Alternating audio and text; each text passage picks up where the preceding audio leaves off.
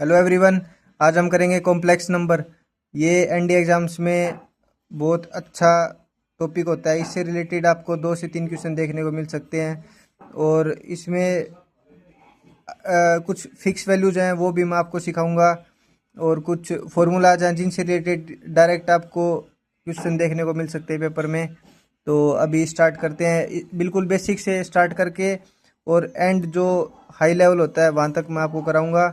और एक भी क्वेश्चन आपका ऐसा नहीं होगा पीवाईक्यू का और किसी भी बुक का जो आप इन फॉर्मूलाज के बाद सोल्व नहीं कर पाएंगे। जो फॉर्मूला मैं बताऊंगा उनके ऊपर बेस्ड क्वेश्चन आपको प्रैक्टिस करने हैं और अच्छी अच्छी ट्रिक्स को याद करना है, फॉर्मूलाज को रिवाइज करते रहना है। तो आईटा की वैल्यू क्या होती है? सबसे पहले आईटा की वैल्यू होती है √-1। ये हम याद कर लेंगे कि आईटा की वैल्यू होती है √-1। ठीक है। अभी आईटा का स्क्वायर, अब इसका स्क्वायर करेंगे तो ये अंडर रूट हट जाएगा तो -1 रहेगी आईटा स्क्वायर की वैल्यू। आईटा क्यूब की वैल्यू क्या होगी? आईटा क्यूब की वैल्यू होगी माइनस आईटा। आईटा क्यूब क्या होता है? आईटा स्क्वायर इंटू आईटा। तो आईटा स्क्वायर की वैल्यू -1 है तो ये माइनस हो गया और आईटा रहता है तो माइनस आईटा। आईटा की पावर 4 की वैल्यू क्या है? 1 है। आईटा की पावर 4 की वैल्यू क्या है? 1 है। ठीक है। अब हमने ये सीख लिया कि आईटा की पावर 1, पावर 2, पावर 3, पावर 4 इनकी वैल्यू हमने सीख ली। अभी क्या है कि आईटा की पावर n प्लस आईटा की पावर n+1 प्लस आईटा की पावर n+2 प्लस आयोटा की पावर n+3 का सम 0 होता है। अभी मैं आपको सिखाता हूँ, ये समझाता हूँ कैसे होता है। आयोटा की power n is equal to iota की पावर रिमाइंडर। तो जो क्योंकि रिमाइंडर क्यों, डिवाइड करो n को 4 से। ठीक है भाई, क्योंकि आईटा की 4 है उसका हमें पता है कि उसकी वैल्यू 1 होती है तो 1 के साथ किसी को मल्टीप्लाई करो तो 1 ही रहता है। जैसे आईटा की पावर 5 हो गया, आईटा की पावर 5 हो गया तो हम उसको कैसे कैसे लिख सकते हैं मैं बताता हूँ। आईटा की पावर 5 इसको हम कैसे लिख सकते हैं? आईटा की पावर 4 इंटू आईटा। आईटा की पावर 4 क्या होता है? 1 इंटू आईटा। ये क्या हो गया? आईटा हो गया। तो इसको जब हमने 4 से डिवाइड किया तो हमारा 5 को हमने 4 से डिवाइड किया तब क्या आता है? 1/4। तो हम इसको क्या लिख सकते हैं? आईटा की पावर 4 इंटू आईटा। तो यहाँ पे 4 को 1 होता है तो ये रह गया। तो ये जो हमारा रिमाइंडर था ये पावर हमारी यहाँ पे रहती है आईटा के साथ। तो हमारा आंसर क्या हो गया? आईटा की पावर n है उसको हम आईटा की पावर रिमाइंडर लिख सकते हैं। कब? जब n को हम n/4 कर दें, फिर जो भी हमारा रिमाइंडर रहता है वो हम आईटा की पावर लिख सकते हैं। तो हमने यहाँ पे क्या देखा? आईटा, आईटा स्क्वायर। अब इसको सोल्व करने का मैं बता रहा हूँ। आईटा, आईटा स्क्वायर, आईटा क्यूब, आईटा 4 इन सब को ऐड करो। आयोटा और माइनस आयोटा कैंसिल आउट हो गया, -1 + 1 कैंसिल आउट हो गया। तो आयोटा की 4 powers consecutive sum of 4 consecutive powers of iota 0 होता है। आयोटा की 4 कंजिक्यूटिव पावर्स का सम 0 होता है। और हमने पीछे क्या सीखा था कि ओमेगा की 3 कंजिक्यूटिव पावर्स का सम 0 होता है। Omega plus omega square plus omega cube ये 0 होता है। ओमेगा की 3 पावर का सम 0 होता है, आयोटा की 4 कंजिक्यूटिव पावर्स का सम 0 होता है। ठीक है, ये हमने सीख लिया। अभी नेक्स्ट क्या है? 1 + आयोटा होल स्क्वायर। इसकी वैल्यू क्या होगी? इसको सिंपल a + b का होल स्क्वायर की आइडेंटिटी उसको एक्सपेंड करेंगे और उसके बाद 1 + आयोटा स्क्वायर क्या होता है? -1। तो 1 और -1 को कैंसिल आउट करके लास्ट में हमारा 2 आयोटा रहता है। a + b होल स्क्वायर की आइडेंटिटी क्या होती है? a² + b² + 2ab। तो 2ab, तो 2 × 1 × आयोटा क्या होगा? 2 आयोटा। ठीक है। अभी नेक्स्ट क्या है? 1 - iota whole square. 1 - iota whole square को कैसे लिख सकते हैं? a - b होल स्क्वायर की आइडेंटिटी से हम इसको एक्सपेंड कर लेंगे। तो अब जब इसको एक्सपेंड करेंगे तो -2ab -2 iota. Okay, then 1 plus iota divide by 1 minus iota, इसकी वैल्यू क्या होती है? इसकी वैल्यू होती है आयोटा। अब ये कैसे सोल्व होता है? ये सोल्व होता है हमारा रैशनलाइज फॉर्म से। इसको मल्टीप्लाई करेंगे 1 प्लस आयोटा से और इसको नीचे को भी मल्टीप्लाई करेंगे 1 प्लस आयोटा से। जब हम ये मल्टीप्लाई करके इसको सोल्व करेंगे तब हमारी वैल्यू आएगी आयोटा। तो ये हमारे कुछ डायरेक्ट रिजल्ट्स हैं जिनको हमें याद रखना है, जिससे कि पेपर में जो हमारा क्वेश्चन 2 मिनट में सोल्व होता था, इनको यूज करके हमारा वो क्वेश्चन 20 सेकंड के अंदर सोल्व हो जाएगा। क्योंकि हमें इसका रिजल्ट पहले ही पता है, इसका रिजल्ट पहले ही पता है, इसका रिजल्ट पहले ही पता है। तो जब हम ये कुछ बेसिक रिजल्ट्स को याद करके चलते हैं, इससे हमारा पेपर में टाइम सेव होता है और मार्क्स गेनिंग ज़्यादा होती है, क्योंकि हम ज़्यादा क्वेश्चंस को अटैम्प्ट कर पाते हैं। नेक्स्ट हमारा फोर्थ क्या है? 1 minus iota divided by 1 plus iota. इसकी वैल्यू क्या होती है? Minus iota. ये यहाँ पे देखो सिमिलर, थोड़ा सिमिलर लग रहा है। यहाँ पे ऊपर प्लस था तो यहाँ पे प्लस हो गया, यहाँ ऊपर माइनस था तो यहाँ माइनस हो गया। सेम रैशनलाइज फॉर्म से इसको सोल्व करना है। और ये कुछ डायरेक्ट रिजल्ट्स हैं, इनको याद करो, यहाँ सिमिलरिटी थी। अभी नेक्स्ट बहुत इंपॉर्टेंट है, ये आपको पेपर में देखने को मिल सकता है। किसी बुक में सोल्व करोगे, PYQ में कोई NDA की स्पेसिफिक बुक है उसमें सोल्व करोगे, ये क्वेश्चन आपको देखने को मिल सकता है। ये क्वेश्चन हम सोल्व नहीं कर पाते हैं, इसको छोड़ देते हैं, क्योंकि कोई भी अंडर रूट आयोटा को एक बार देखेगा, किसी ने अगर सीखा नहीं है तो वो बहुत ज़्यादा टाइम लगा देगा। सोल्व कर दोगे बट टाइम बहुत ज़्यादा कंज्यूम होता है। तो इसका एक्सप्रेशन हम पहले याद कर लेंगे। अंडर रूट आयोटा की वैल्यू होती है 1 plus iota divided by under root 2। ठीक है, ये कैसे आया मैं अभी बताता हूँ। पहले ये देखो, अंडर रूट माइनस आयोटा की वैल्यू क्या होती है? 1 minus iota divided by under root 2। तो ये देखो यहाँ सिमिलरिटी दिख रही है, यहाँ प्लस है, यहाँ प्लस है, यहाँ माइनस है, यहाँ माइनस है, वहाँ दिख रही है। ऐसी सिमिलरिटी कुछ यहाँ भी थी, तो ये आ गया था। अब ये सिमिलरिटी यहाँ है। तो ये कैसे आया ये रिजल्ट? ये आया 1 प्लस आयोटा का होल स्क्वायर करेंगे, 1 माइनस आयोटा का होल स्क्वायर करेंगे, वहाँ से हमारे पास ये वैल्यू आती है। अंडर रूट आयोटा और अंडर रूट माइनस आयोटा की वैल्यू इसका होल स्क्वायर करने से और ये इसका होल स्क्वायर करने से आइडेंटिटी बनेगी a प्लस बी का whole square, a minus B का होल स्क्वायर। उसको सोल्व करेंगे, ये जो हमने फर्स्ट और सेकंड में कर रखा, यहाँ से हमारी वैल्यू आती है।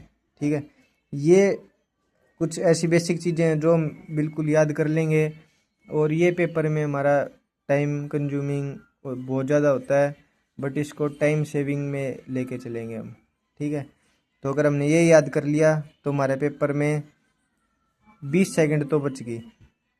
अभी नेक्स्ट 20 सेकंड करके हमें उस 20 सेकंड में एक नए क्वेश्चन को सोल्व करना है, जिससे ज़्यादा क्वेश्चन अटैम्प्ट कर पाएँ।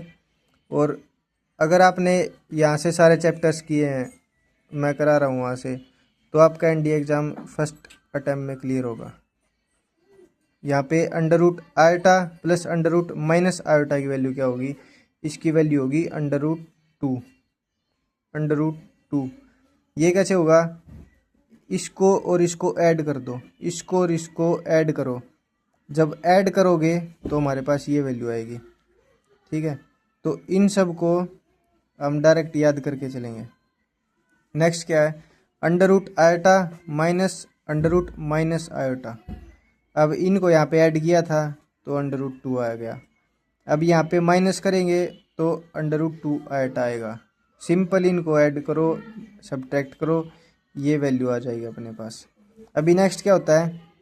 a plus iota B, A minus iota B, इसकी वैल्यू क्या होगी? इसकी वैल्यू होगी a square plus B square. ठीक है, ये बहुत अच्छा थोड़ा सा ट्रिकी है, क्योंकि a plus B A minus B होता है a square minus B square, but यहाँ पे आयोटा साथ में है। तो पेपर में जब ऐसा क्वेश्चन आएगा तो a plus iota be given होगा, a minus iota be given होगा, तो उसमें डायरेक्ट क्या करेंगे हम? उसमें डायरेक्ट करेंगे इनको मल्टीप्लाई और यहाँ पे प्लस साइन आएगा, क्योंकि आयोटा स्क्वायर की वैल्यू -1 होती है और इसकी आइडेंटिटी क्या होती है, A square minus B square identity होती है। तो आयोटा स्क्वायर पहले से ही नेगेटिव हो तो वो दोनों नेगेटिव मिलके पॉजिटिव करते हैं। इस तरीके से ही आता है। तो मैंने आपको ये कुछ इम्पोर्टेंट रिजल्ट्स बताए, कैसे इनको सोल्व करना है वो बताया। अगर इसके बाद भी आपको कोई डाउट रहता है तो कमेंट सेक्शन में आप डाल दो कि ये वाली आइडेंटिटी समझ नहीं आई, मैं उसका आपको एक्सपेंड करके पूरा सोल्व करके आपके पास वीडियो डाल दूंगा। अभी नेक्स्ट क्या है, नेक्स्ट है कॉम्प्लेक्स नंबर। अभी जो कॉम्प्लेक्स नंबर चैप्टर है तो वो कॉम्प्लेक्स नंबर होता क्या है, वो कॉम्प्लेक्स नंबर होता है Z x plus iota y. Complex number Z से रिप्रेजेंट होता है और ये होता है एक्स प्लस आयटा वी, इसका फॉर्म होता है एक्स प्लस आयटा वाई। अब एक्स क्या होता है, इसमें एक्स होता है रियल पार्ट, एक्स क्या होता है रियल पार्ट, एक्स क्या होता है रियल पार्ट, वाई क्या होता है इमेजिनरी पार्ट, वाई क्या होता है इमेजिनरी पार्ट। अब यहाँ पे आयटा वाई प्लस एक्स भी हो सकता है, आयटा वाई प्लस एक्स भी हो सकता है। तो रियल पार्ट हमेशा जिसके साथ आयोटा नहीं है वो इमेजिनरी पार्ट, हमेशा जिसके साथ आयोटा है वो हमारा इमेजिनरी पार्ट होगा, जिसके साथ आयोटा है वो हमारा इमेजिनरी पार्ट होगा। तो ये पोजीशन कुछ भी हो सकती है इसकी, बट हमें पता है आयोटा जिसके साथ है वो हमारा इमेजिनरी नंबर है, और एक्स जो अपना आयोटा के बिना जो विदाउट आयोटा है वो हमारा रियल पार्ट होगा। अभी Z conjugate, conjugate of Z क्या होता है, conjugate of complex number, complex number का कॉन्जुगेट क्या होता है, तो कॉम्प्लेक्स नंबर होता है हमारा X plus iota Y, then इसका कॉन्जुगेट क्या होगा एक्स माइनस आयटा वाई। सिर्फ जो आयटा वाला एक्सप्रेशन है, आयटा की जो वैल्यू है उसका साइन चेंज हो जाएगा, अगर यहाँ प्लस है तो यहाँ माइनस, अगर यहाँ माइनस है, अगर यहाँ माइनस है कॉन्जुगेट के लिए हम यहाँ पे प्लस कर देंगे, ठीक है। अगर Z X minus iota Y होता तो इसका conjugate X plus iota Y होता, अगर जी यहाँ पे minus X plus iota Y होता तो conjugate minus X minus iota Y हो जाता है यहाँ पे अपना, सिर्फ जो आयटा के साथ है उसका साइन चेंज होता। अभी नेक्स्ट है इसका modulus of Z, complex number का मॉडुलस क्या होता है। सबसे पहले तो मॉडुलस को रिप्रेजेंट किससे करते हैं, मोड जी से, मोड लगा के कॉन्जुगेट नंबर को हम मॉडुलस ऑफ कॉन्जुगेट नंबर से डिनोट करते हैं इसको, मोड जी। इसकी वैल्यू क्या होती है under root X square plus Y square. जो भी अपना कॉम्प्लेक्स नंबर है उसका रियल पार्ट और इमेजिनरी पार्ट दोनों का स्क्वायर करके ऐड करके उसका अंडर रूट कर देंगे। जो भी हमारा कॉम्प्लेक्स नंबर है उसका रियल पार्ट का स्क्वायर प्लस इमेजिनरी पार्ट का स्क्वायर और उसका अंडर रूट हमारा मॉडुलस होगा। अभी नेक्स्ट इसकी कुछ प्रॉपर्टीज़ हैं जो पेपर में डायरेक्ट ये प्रॉपर्टीज़ डायरेक्ट पूछी जा सकती हैं। ये डायरेक्ट ऐसे का ऐसा एक्सप्रेशन उठा के आपको दे देंगे कि इसकी वैल्यू क्या होगी, ये दे देंगे अपने पास, इसकी value mode G1 plus mode G2 बोल देंगे, या mode G1 divided by mode G2, या बोल देंगे कि greater than mode G1 dot mode G2 is greater than बोल देंगे इससे, या लेस देन बोल देंगे, या इक्वल बोल देंगे, या कुछ और कर देंगे। तो उस केस में अपने को इसकी प्रॉपर्टीज़ हैं उनको हम पहले याद कर लेंगे। इसकी बहुत अच्छी प्रॉपर्टीज़ होती हैं। पहली प्रॉपर्टी है इसकी mode of G1 into G2 का मोड पूरे का वो इक्वल होता है इसके इंडिविजुअल के मोड के प्रोडक्ट के बराबर। जो दोनों की प्रोडक्ट का मॉडुलस है वो किसके बराबर है, इंडिविजुअल के मॉडुलस की प्रोडक्ट के बराबर है। अभी इसके mode G1 by G2, G1 by G2 का पूरे का मोड है तो वो इंडिविजुअल के मोड को डिवाइड करके भी इक्वल रहता है। यहाँ पे प्रोडक्ट को इंडिविजुअल किया वो भी इक्वल है, यहाँ पे डिवाइड को हमने इंडिविजुअल किया वो भी इक्वल है। अब इसकी नेक्स्ट प्रॉपर्टी बहुत इंपॉर्टेंट प्रॉपर्टी है। ये आपको डायरेक्ट पेपर में देखने को मिल सकती है। इससे रिलेटेड क्वेश्चन आपको देखने को मिल सकता है। किसी क्वेश्चन में इसका यूज करके उसको सोल्व करेंगे। 2-3 क्वेश्चन मैंने PYQ में भी देखे हैं जिनका इसमें यूज करके जिनका रिजल्ट जल्दी आया है। इसको तो Z dot conjugate of Z complex number into conjugate of complex number, ये क्या होता है? मॉडुलस ऑफ कॉम्प्लेक्स नंबर का स्क्वायर। जी कॉन्जुगेट क्या होता है? कॉम्प्लेक्स नंबर के मोड का स्क्वायर। तो इसका स्क्वायर हो गया x² + y², इसकी वैल्यू होती है। ये हम डायरेक्ट याद कर लेंगे क्योंकि इससे रिलेटेड क्वेश्चन आपको पेपर में देखने को मिल सकता है। तो यहाँ पे हमारे डाई नंबर फिक्स हो गए, क्योंकि ऐसा क्वेश्चन PYQ में मैंने देखा है। तो मोड ऑफ जी का स्क्वायर ये होता है डायरेक्ट।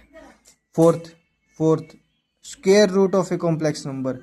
ये जो ट्रिक अब मैं बताने जा रहा हूँ, ये ट्रिक आप याद कर लो। इसको आप चाहे तो 5 बार लिख के देख लो, 5 बार याद कर लो, इसके 10 क्वेश्चन लगा लो, क्योंकि ये क्वेश्चन पेपर में आता है। ये क्वेश्चन बहुत बार आया है, पर ये क्वेश्चन हम जब सोल्व करते हैं तो इसमें हमारे 2 से 3 मिनट लग जाती हैं।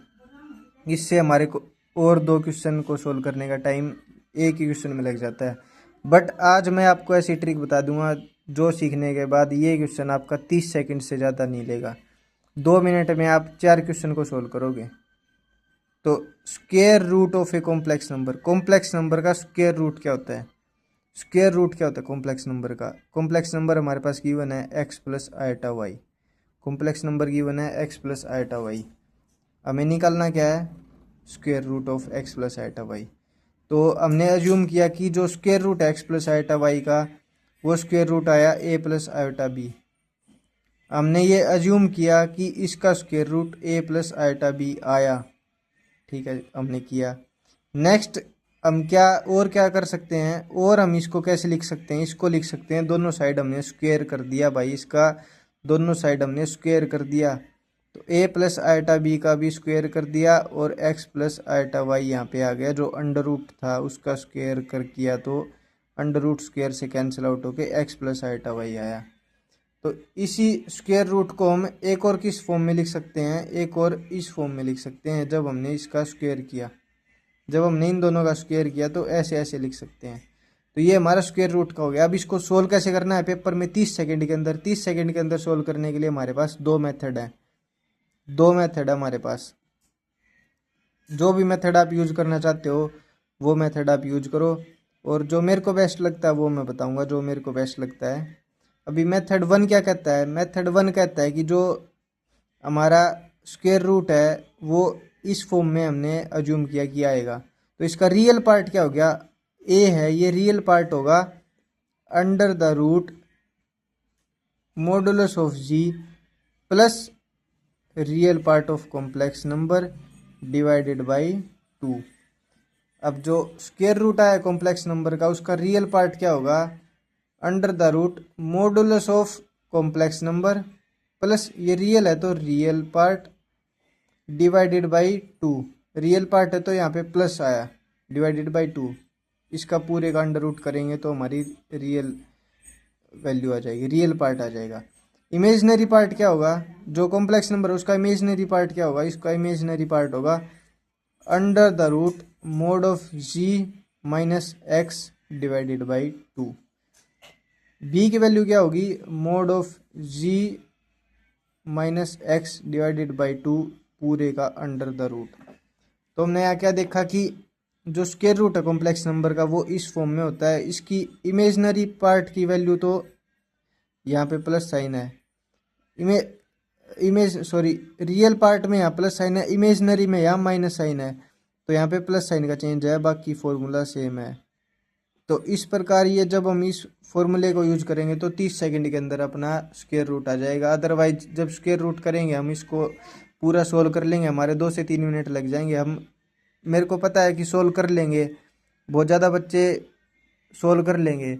बट हमें एक यही क्वेश्चन नहीं है जो हमें सोल्व करना है पेपर में, हमारे पास 120 क्वेश्चन है। तो ये ऐसा होना चाहिए कि 20-30 सेकंड के अंदर ये क्वेश्चन सोल्व हो जाए। तो ये मेथड वन सा, इस मेथड वन से आपका ये इजीली सोल्व होगा, ये आ जाएगा। मेथड टू होता है do square of option and match.